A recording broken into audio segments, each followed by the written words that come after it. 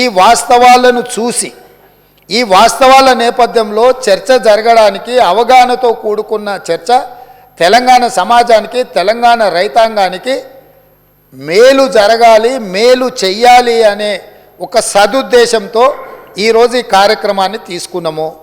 నేను ప్రధాన ప్రతిపక్ష పార్టీ అయిన బీఆర్ఎస్కు మాజీ ముఖ్యమంత్రి శ్రీ కల్వకుంట్ల చంద్రశేఖరరావు గారికి నా విజ్ఞప్తి, మీరు మీ శాసనసభ్యులు, ఎందుకంటే ఈ అద్భుతం, ఈ మ్యాన్ మేడ్ వండర్ ప్రపంచంలోనే అద్భుతమని ఇక్కడ కాదు, న్యూయార్క్ స్క్వేర్, న్యూయార్క్ టైమ్స్, న్యూయార్క్లో అక్కడ పెద్ద పెద్ద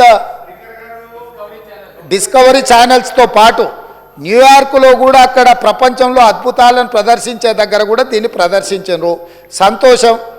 తమరు ముఖ్యమంత్రిగా ఉన్నప్పుడు తమరి ఆలోచనతో, తమరి అనుభవంతో, తమ ఆదేశాలతో ఈ అద్భుతాన్ని ఆవిష్కరించారు కదా.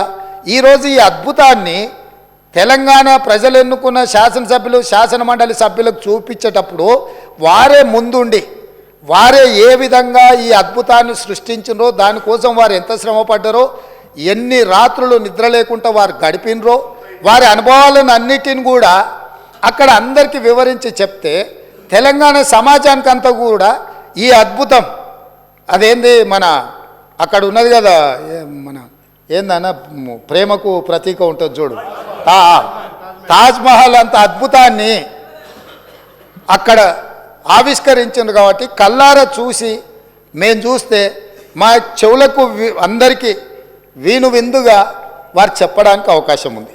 కాబట్టి ఈరోజు నేను తమరి ద్వారా మళ్ళొక్కసారి కల్వకుంట్ల చంద్రశేఖరరావు గారికి, గత సాగునీటి పారుదల శాఖ మంత్రి, తర్వాత ఆర్థిక శాఖ మంత్రి మిత్రుడు హరీష్ రావు గారికి, పెద్దలు కడియం శ్రీహరి గారు కూడా గతంలో సాగునీటి పారుదల శాఖ మంత్రిగా చేసినారు, అనుభవజ్ఞులు.